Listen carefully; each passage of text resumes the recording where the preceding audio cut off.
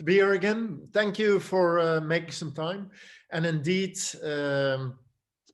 what will happen, one of the things that I will be talking about after the COVID thing, I work as a professional speaker.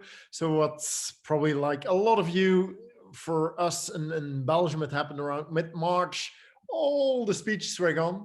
So I had to come up with something different. To be really honest, I love to be standing in front of an audience, but that's not possible anymore. So I had to come up with something new, and I came up with what I call No More Boring Webinars.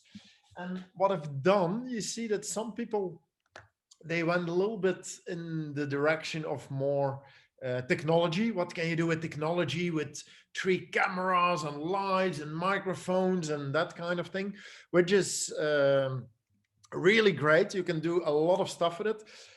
I like to call myself more a simplifier. And what do I mean by a simplifier? You have the simplifier, you have the thought leader. The thought leader is really coming up with the big trends, what's happening. I'm more simple, pragmatic. What are some very easy tools that I can use to make events more interactive? So that's the whole purpose of also this session. I have a session of 2 hours. At the end, I'll give you a nice discount code if you say, hey, I want to know more. But I'm already going to give you 7 or 8 methods in this short session, 33 minutes. Before we really kick off, there are a few things why digital is different than having normal physical meetings. And probably you know them, but I created some small drawings. But I'm going to ask you, just unmute yourself. That's totally fine. And if you know what I'm talking about, so I'm going to talk about a few challenges that we have while we're doing stuff digital way. Just shout it and let's see if my drawing skills are good or not. So this is drawing number 1. What could be this challenge? It's quite an easy one to start with. Network connection. Indeed, network connections, technical stuff. You know, you have to be aware of all the technical stuff that's happening. That makes it a little bit harder than before. It's the bandwidth gods. Yes. What could be this one? What could be the challenge that I want to show you when I show this picture? Overrunning? Yes, time overrunning. That's not what I meant with it, but it's also one of the challenges that we're having. Also, look a little bit at the eyes. They are quite tired. Too long. Zoom fatigue. Yeah, fatigue. It is a bit in that. What I've noticed is that attention span of people is a lot shorter. While I was delivering speeches, I could easily tell a story of 10 minutes, 15 minutes. You know, you had speeches of 45 minutes, but I'm noticing every 6-7 minutes, you need to do something online. You need to ask something in the chat, do a little poll, ask a question, do something like that, because the attention span is a lot shorter. Another one, and this is the presenter. What could be this challenge? Fixed. Oh, he's got a limited stage movement. They're very good, Angela. It's indeed, we have the limits. These are my limits. You know, this is where before I'm quite an energetic speaker. I was not all over the place, but I was using the stage quite on a purpose, that I would say, and now I'm going to do something here. It's a little bit limited. So you have limited mobility. You have to play with it. And you have the last one. I'm also quite sure you will recognize this one. Multitasking. Yes, it's indeed multitasking. Before there was a red carpet, I could walk onto the stage, tell my story, and I was done. But this time, I'm not only the speaker. Whoops, where am I? Here. I'm not only the speaker, I'm also the moderator. You know, I have to moderate. I'm very happy Alina is here now, but in a lot of cases, I'm also moderating. I'm the technical guy, suddenly. And sometimes even if I want to make a little movie, I'm also the film crew. So I have a lot more roles than before. Now, I showed you 4 of them. What I'm going to do in the chat box, you can have a look. You can just click it to open it. It's a LinkedIn article where I share seven things why, you know, digital is different. It's different than another stage, with a little bit more explanation how that works and why it works like that. So for those reasons, I was thinking, okay, what can I do to make it more interactive? How can I make it more fun? How can I make it more engaging? So this session is mainly meant for people who are speaking, moderating, coaching, or team leaders. What can you do to make your meetings a little bit more interesting? Now, Alina, I'm going to ask you if you can don't put me on the spotlight, but I'm going to ask everybody to go to the gallery view if possible, because if you go to gallery view, you can see your beautiful colleagues. And what I'm going to ask you, this is one of the exercises. It's called the mood check-in, I think this is a great exercise if you start a certain meeting. I always invite my people to put on the camera if possible. I will share something on those guidelines in a minute. But before I do it, I want you to ask to put your arm in front of the camera like this. Yeah, it could be your left arm, could be your right arm, that's totally fine. But now I'm going to ask you a question. Your arm is a leverage. So this is 0, this is 5, this is 10. I'm going to ask you how much change has happened in your life. You know, let's take our professional lives since the whole COVID thing. Do you say, I'm doing exactly like before? Then you hear. If you say, well, quite a lot, and they see already a few people going all the way to the other side. Yeah. Okay. Yeah. Thank you. This is, by the way, the moment when I always make a screenshot. So we've just done it. You know, I'm not sure if we're going to use it, but this is a way how I start a lot of sessions. And there are two reasons why I do this. One, I get immediately some visual reactions from people. I know where are you, and I saw that most of you, a lot of changes have changed, except, you know, Torsten, for you, it was still quite okay. So that's totally fine. But I immediately know something about my audience. Second thing, it's very hard to create a kind of a group atmosphere, you know, in meetings like this, because everybody is in different places, people are working from home. But by doing an exercise like this, you can see each other, and it is a little bit fun. You know, I saw people start laughing. Yes, I'm also at number 10, you know, can I go to 11, 12? So you immediately create a kind of a group atmosphere. Now, how you can use this is connected to your own content. You know, maybe you're talking on communication skills, and you have a session on feedback. You can immediately check, did you already get a training in feedback? No. Yes, a little bit. Yes, I'm an expert. So you immediately can feel where your audience is at this moment. So this is one of the ways that I always do as a little icebreaker in the beginning. Now, another thing that I do, and this time, and I'll leave it up to you, if you want to go back to speaker view, you can read it a little bit better. That might be interesting for this slide, or Elena, you can spotlight me again, then people can see it a little bit better. I always start with a few guidelines. Most people at this moment are quite used to having digital meetings, but still, I haven't seen the first one a lot coming back. And the first one that I recommend people is to go to airplane mode. What do I mean by airplane mode? I invite people, and now it's not necessary now, it's a short session, but if I deliver a presentation of an hour, I ask people, you know, close your email, close other applications, because at this moment you're looking at me, but if you look 1 centimeter to the right, you see a new email popping in and your attention is gone. You look to the left, oh, Facebook. So you don't know if people are doing it, but at least you can invite them, and you know attention will already be a little bit harder. You know, just a screen, what's happening outside the screen is still a big mystery.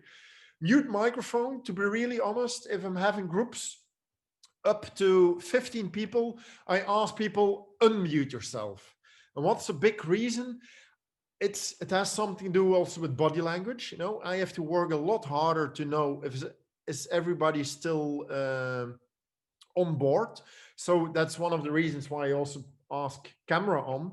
But if you also have the audio on, I can still hear, laughter. That's the one that I'm missing really a lot. I didn't know that I would miss it so much, but I miss the laughter of people. I tell a joke, complete silence. And maybe I can still see some faces, but if I would, for now, if you want to open up your mic, I'm totally fine with it, unless there is, of course, a lot of background noise. But then it helps me in my body language to connect to people a little bit better. Camera on, if possible. Cats are allowed on the keyboard. A lot of people are working from home. So if your cat, your dog, your child is walking by, we all wave, that's totally fine. And the last one, no pants required, but please stay down. I always start with some guidelines. It makes a little bit of fun and people are a bit more awake. Another method, icebreakers. And by the way, you will see some numbers, I have a session that's called, or the 2 hours that I talked about, that's a trained online facilitator. It's 21.5 methods. So sometimes you see some numbers, don't mind the numbers, but these are a few of the things that I share. One of the things that I like is use your virtual background in a different way. I think Angela has a virtual background. Some people are using it really well. To be really honest, I'm not the biggest fan because sometimes, things become very blurry if you move your hands a lot, like I am doing. But how am I using the virtual background? It's a little bit like this. This is a Dutch one. Let's take an English one. Oops, this is probably a little bit easier. I use it as an agenda. In the beginning of a session, hey people, we're going to talk about some challenges that we have with online sessions. I tell you a little bit about the mindset. And then as the last part, I give you a lot of methods to create interaction. Why don't you build your own, background with your agenda? It's fun. It's a little bit different. This is one of the ways how I'm using it. And there is another way what you can do is create a little quiz. So again, I'm going to ask you, unmute yourself, and I'm going to ask you, where am I at this moment? Which city? My favorite NYC. It's New York City. Yes, I go to the other side of the world. Easy. Sydney. Sydney. And now let's make it a little bit harder. Where's this? Copenhagen. Copenhagen, very okay. good. 5.4, I thought it was Philip. We go to Asia. Kuala Lumpur. Kuala Lumpur. And then, most beautiful city in the world. Antwerp. Antwerp. That's the city where I'm living. Okay. I think there are a lot more beautiful cities in the world. But this is one way also how I'm using the background. Again, you have to make a translation to your own topic. What's the things you're talking about? And can you connect to it? Are there certain pictures, images that are relevant for you? And can you bring them up at certain moments in your presentation? That could be interesting. A last one that I'm going to give to you is that it do something in the chat. So what I'm going to ask you, let me copy it. By the way, what I'm doing, I have a little email box open and I prepare this. I just grab it, copy paste, and then it's quite easy to put something in the chat box. Just what we can do quickly now, if you can type in your name combined with 3 things that describe you a little bit. So for me, it could be, hey, my name is Cyriel. I'm a speaker, I'm a simplifier, and one of the skills or things that I'm good at is creativity. So what would it be for you? I give you a few moments. Alina, freelance events technology, that's what you're passionate and good at. And again, you could use this translated to your own topic. What is your topic? If you talk about technology, you could ask people, type in your name and what's your favorite technology? Denise, events, romantic, yeah, beautiful. I'm happy, I'm a thinker and a teacher learner, yeah, great. Fiona, I love conference, events, exhibitions. I'm a speaker. Angela, speaker, gig expert and teacher. Camila is design, psychology, and innovation. Oh, Torsten, whew, you're making it hard for me. Tech, hi, Pep Pope. Okay, you'll have to explain that to me. Tech hype phobe. Okay, and that's very easy. What is it? I just don't believe in all this hype about tech. I'm a late adopter. Perfect. All right, that's brilliant. But you love food. iOS, Philip is an entrepreneur, hospitality, technology, and Vaclav loves software, develop, and learn. These are a few of the elements, a few of the tools that you can play with, with icebreakers. I'm going to put one link in the chat box. You can find 21 icebreakers there, but to be really honest, just go to Google, type in icebreaker with your topic, and you will get a long list. Look for an icebreaker that works with you, that relates to your content, and use those kind of elements. Alrighty, I go to the next one, and that's it's a small one, but it works quite well, that I learned as a speaker, and it's especially for Frederick and Angela. This one is for you. All right, and the method is called, huh? Is he talking to me? What do I mean by that? I can see some names. The moment you start calling names, people are immediately awake. I saw Frederick, he was just sitting, he was, what's happening here? I saw that he was coming to the screen, but it's not only Frederick and other people, it's everybody, because suddenly you think, oh, wait a minute, he's going to ask a question to me. I have to pay attention. So this is probably, one tool. Yep. It brings back all the attention in half a second. Just say a name. Hey, Philip, what's happening? And immediately you're there. I was also doing this in real speeches. I would ask the name of one participant and just say, hey, John, this one is for you. And then the whole audience, what's happening? So this is a little trick that you can do to grab some attention. And give a little panic attack. Yeah. A little heart attack happen. Yeah, that can happen. That can happen. But at least we know that you're awake again. For this one, and to be honest, I still have to grab. I don't know if you have a Post-it note in your area, a Post-it or a piece of paper. I also have to grab one, so you have 10 seconds to find a Post-it note or a little piece of paper.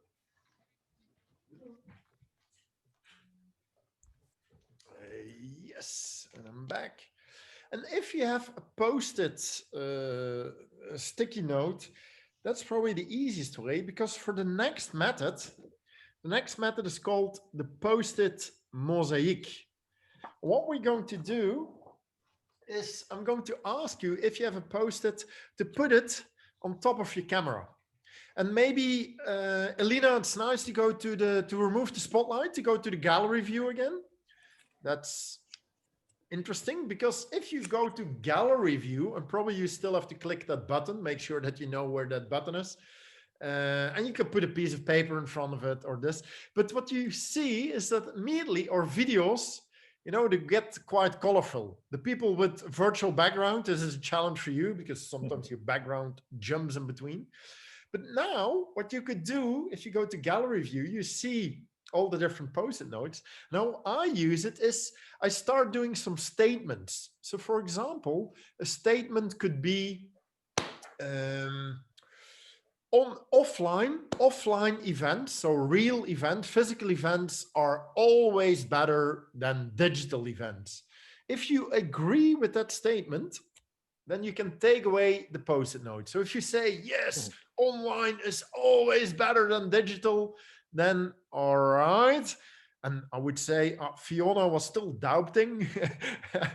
Normally I could say 90% of the people agrees. Yeah, this time 100% agrees with that statement, which is quite weird. Normally when you do a session like this, it's most of the time it's 50-50. And then what you could do, so this is a kind of a virtual poll, it's you can see in a visual way what people are saying. But a method that builds onto it is what I call, and you can leave it on the gallery view because I need it in a minute. I call it the virtual fishbowl, and that builds on this method. So what I'm going to ask you is to put your post-it note again on here, except Philip, you don't have to do it, and Fiona, you don't have to do it, but the other people, if you can put on the post-it note, it would be good, except Philip and Fiona, and I'm also going to join.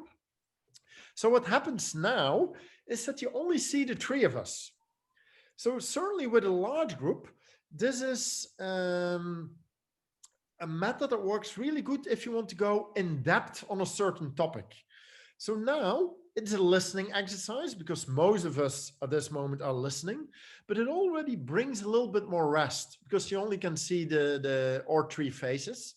And now we could have a little discussion. So for example, we could take the discussion or the topic, offline meetings are always better than online meetings. Philip, can you give me one reason? Why do you think, very short, what would be a reason for you that offline is better than online? Offline as in person to person. Yeah, it's in person. There's the reason, person to person. Brilliant. Fiona, you want to add something to that? You can unmute yourself. And why do you think that offline is better? It's just much more enjoyable to see people and be able to speak to them rather than just looking at a screen. All right. And then maybe let me take the point of view from the online. Yes, but what's really interesting at this moment, I don't have to travel that much anymore. I miss traveling, but sometimes I had to go to Brussels for a meeting of half an hour, and it took me 2.5 hours. So I'm absolutely happy that I now can deliver online meetings like this. You know, we would have a conversation like this. What you will notice is that the speed of our conversation would go down a little bit. But now, what are the rules of the game? There can only be 3 people in the picture. So for example, if Elena, you know, you want to share something, you take away your post-it note, yeah, then one of us has to, I think I'm the fastest one. Yep. Yeah, no, I'm gone. Now the conversation continues with the 3 of you.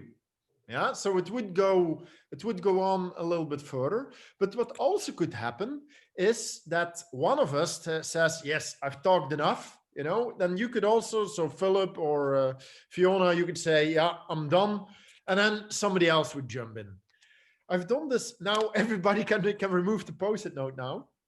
You know how it works. But I've done this a few times, and what you will notice is that you will go a lot more in depth, that you will have a kind of a conversation. It's a little bit like working with a talking stick. You know, the people who you can see, those are the ones who can talk and share something. And it worked really well. Now, I have one last thing that I want to explore, and then you already got a lot of methods. This is what I call the question platoon.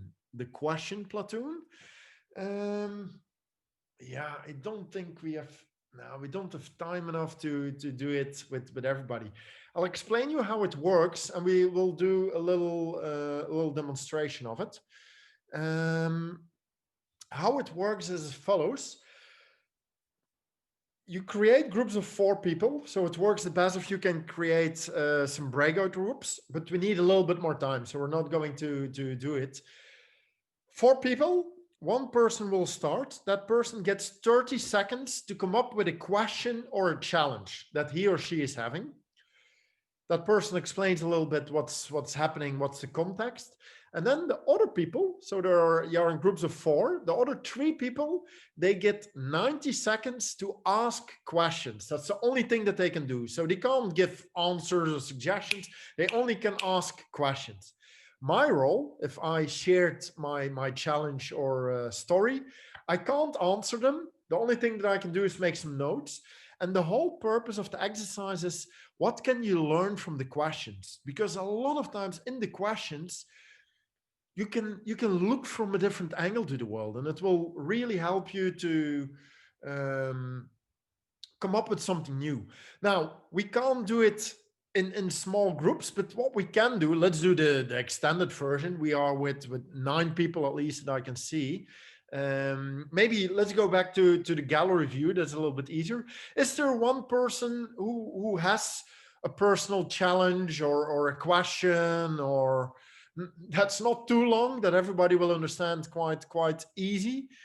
Otherwise, I'll make something up. Yeah, I see Frederik. Yeah, Frederik, can you in 30 seconds quickly explain what's your challenge? And then what we'll do, all the other people, we will give you, you know, it's like the fire platoon, but it will be a question platoon. You will get a lot of questions on that topic. Can you share it quickly? Okay, yeah, it's not business related, but I'm looking for a young puppy, a young dog, and I want to know how to get the right puppy for me. All right, interesting challenge. Let's take that indeed as a challenge. Okay, now the other people, we have 90 seconds, and just fire some questions. The group is not too big, so I think everybody can unmute themselves. And Frederik, if you want, you can make some notes, but you can't answer anymore. Okay, what are questions that we have for Frederik? Will it live inside or outside? Oh, yeah, Vaclav, you, yeah, go ahead. Yeah, will it live outside or inside, the puppy? Yeah, should live inside or outside. Others. Are you allergic? You want a large dog? Are you allergic to dogs? Yeah, very good. Philip, what did you have? Do you want a big dog or a little dog? Why do you want a dog? Why not a cat? Oh, that's not really a question, but why not a cat? Yeah. Do you have time for a dog? Do you have friends who already have a puppy and you can ask them how they made the decision? Will your house accommodate a large dog? What does Do you know how Google much say it- about your question? Okay, yeah. Do you know how much it costs in vet fees and food? Have you made a budget? Did you already have a dog before? Okay, half a minute, a few more, because Are you ready for picking up with plastic bags? Do you have time to walk it? do you have a garden? Do you still want to have a dog?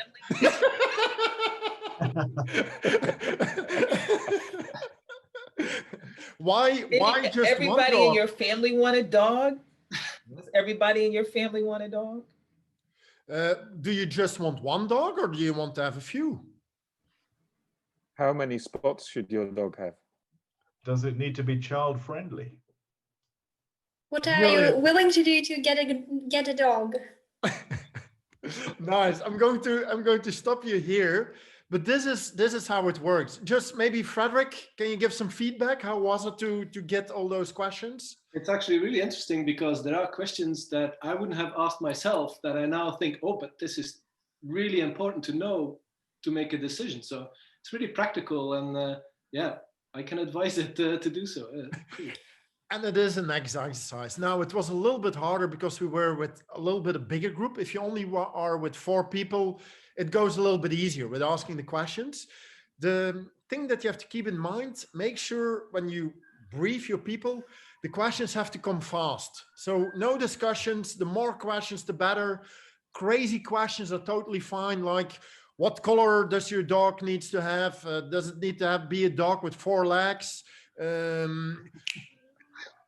The more questions, the better, because what you will notice in the beginning, the questions are quite logical, but after a while, you get the breakthrough questions. You know, I think the question, Riska, what you were giving us, do you still want to have a dog? You know, after a while, I think, okay, maybe I really have to consider it if it works or not.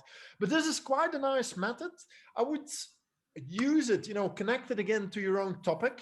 For example, if you talk about communication, you could say, what's a challenge that you have in communication? Ask people to go in groups of 4. Then one person would start 30 seconds to explain it, 90 seconds. The other people ask questions. And then you go to person number 2. That person explains the method, explains the context or the challenge. The other people have 90 seconds, and you can do it in 8 minutes. Okay, allow people, give them 9 or 10 minutes because they need to switch. But in 10 minutes, you know, everybody could have done, could have their chance to go through it. So this is how that method works. Yes, I already gave you a lot of stuff. Have a look at it. If you say, hey, Cyriel, this was really cool, I want to know more. So I have a 2-hour session with all kind of these kind of exercises. So most of them are very simple and easy. You don't need to be a tech wizard. So certainly for Torsten, you would love it. It would all be quite simple stuff that you could do. Yeah, if you like it, what I've done, and I'm absolutely not sure. I didn't check it with Alina, but I'm quite sure she's happy with it. In the chat box, you know, I created a discount code. You get 30% of discount if you use Freelancer. You can go to NoMoreBoringWebinars, and there you find more information. If you say, Cyriel, this was absolutely more than enough, also brilliant. I hope that you can use 1 or 2 methods, because that was the whole purpose. Don't use 20 things in one session. That would be really overkill. And then maybe we can end with the last method, the one-word summary. If you had to summarize this session in 1 word, what would that word be? Can you type that one in the chat box? And then it's 4:33 and we will end our session perfectly on time. Okay, I see fun. That's very good. Fruitful, thank you. Entertaining, yeah, fun, great. I'm happy that you enjoyed it. Engaging, entertaining. Yes, so even online sessions can be entertaining and fun. I wish you a lot of fun and success and engaging stuff with the rest of the freelance month. I'm quite sure that you will follow also some other sessions. So thank you for joining, and yeah, all the best, Alina.